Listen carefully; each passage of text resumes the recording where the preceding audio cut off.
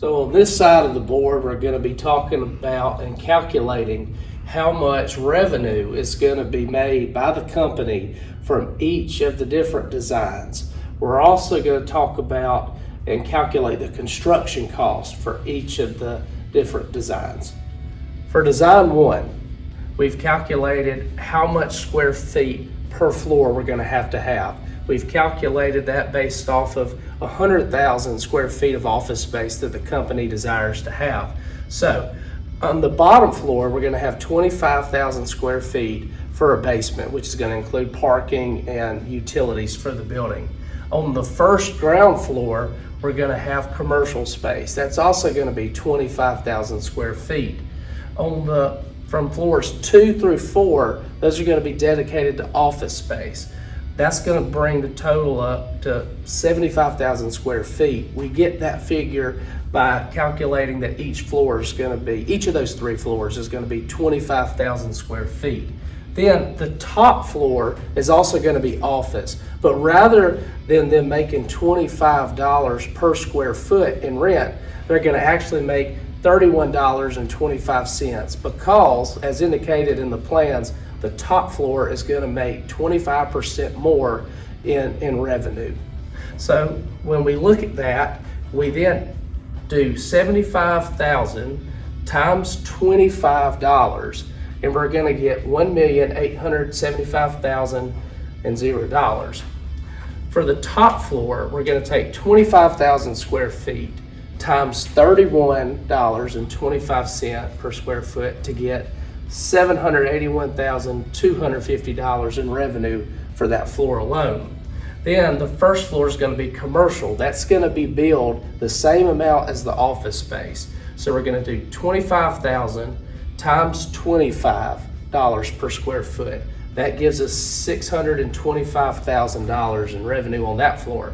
Plus, on design one, they're going to be able to put a cell phone tower on top and make $500 per month. So out of the course of the year, they're going to make an additional $6,000 from the cell phone tower. All this added up, design one is going to generate $3,287,250 in revenue.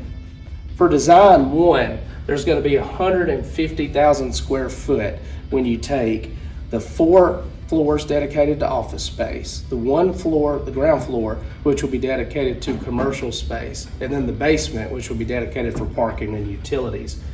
We take 150,000 times $700 per square foot in construction cost to get $105 million. So therefore, design one will cost $105 million to construct. For design two, we're going to have 3 separate buildings, each having 2 floors. So we calculated that each floor of each building has to have 20,000 square foot to get to the desired 100,000 square foot for office space in the complex. So for building one, that's going to be 20,000 square feet times 2 to get 40,000 square foot of office space. That's going to be billed at $25 per square foot. Same for building 2. It's going to have 40,000 square foot billed at $25. However, building 3 is unique in that it's going to be the middle building. The bottom basement floor is going to be dedicated for parking space. The first ground floor is going to be dedicated for office space, and the top floor is going to be dedicated for a daycare center. And we're going to assume that they will make money off of the daycare center. So once we add all these numbers up, we get our revenue from design 2 to be $3 million. They're going to make $3 million off of design 2. Also in this figure, we're going to calculate the construction cost. We're going to have our 100,000 in office space. We're also going to have 20,000 square foot for a daycare center and 20,000 square foot for a basement floor. Therefore, we're going to take 140,000 square feet times $500 per square foot in construction cost to get $70 million. Therefore, design 2 will cost $70 million to construct.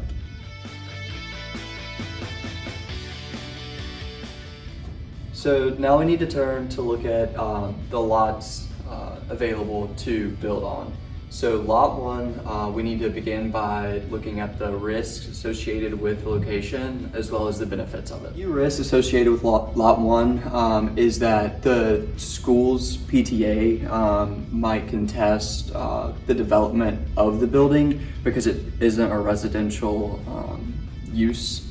And it also, the mobile homes might also contest. Also, this location might not be attractive for commercial use because it's surrounded by a school and a mobile home district.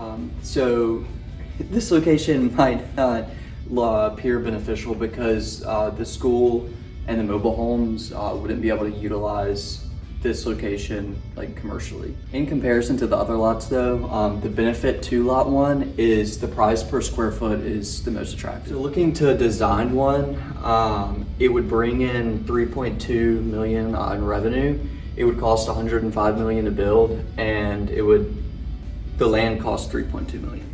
And as to design 2, it would bring in 3 million in revenue, cost 70 million to build, and cost 3.2 million for the land. Now we're looking at lot 2. It is $156 million just for the land itself, and it is 1.1 million square feet. The cons of this lot are that it is way too much square footage than what we're looking for, and it's very expensive, and there might be stuff that needs to be demolished because this is a very congested area. The benefits of this lot are that there is a lot of space and it is surrounded by other retail and commercial sites. The benefits of design 1 are that there would be more annual income at $3,287,000. It is more expensive to build in design 1 for this area. Design 2, there's not as much income as there would be for design 1, but it does cost less to build.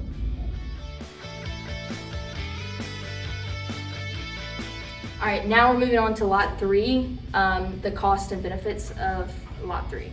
The benefits of lot 3 is the fact that it is in a really attractive area, as it will be surrounded by residential homes that will be attracted to the business, as well as more retail and commercial, like other retail and commercial lots.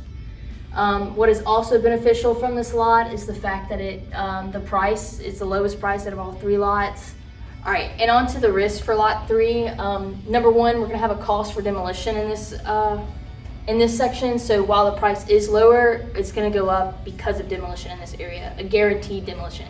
And then also, this is the lowest amount of square feet out of all 3 lots. So that is also something to consider. All right, so for design 1 in this location, again, the annual income for this location, for design 1 would be 3.2 million. And then the costs would be, again, the same, 1.5 million to build, or $105 million to build, and then $3 million to purchase the land. But that doesn't include, again, the price for demolition in this area. For design 2 in this lot 3, the annual income will be about $3 million. Again, the price to build is going to be $70 million. Price to purchase is going to be $3 million plus the cost for demolition. Now, in conclusion, we will not be recommending lot 1 as it is the second most expensive lot, as well as the surrounding area is not attractive for the building. And also, legal fees may be incurred from the school board's fight against the construction of the building. Now with lot 2, first off, based off the unreasonable $156 million purchase price, this lot will not even be recommended. Along with, if we want this price to be reduced, it will involve negotiations that might require purchasing a smaller lot size, as well as getting this zoning changed to a zone which allows retail and commercial buildings.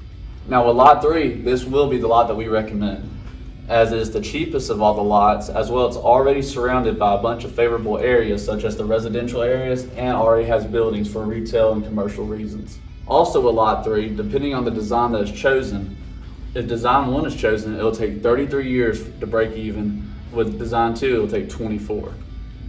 Now, depending on how quickly we're seeking a return on investment, with design 2, which you'll break even in 24 years, Every year you'll be profiting $3 million. Though if we're willing to play the long game and choose design 1, which will take 33 years to break even, you'll then be receiving a $3,270,250 per year profit. In conclusion, we recommend lot 3, and based off the design, it all depends on whether we're wanting a quick return on investment or play the long game and wait a little bit longer but receive more profits each year.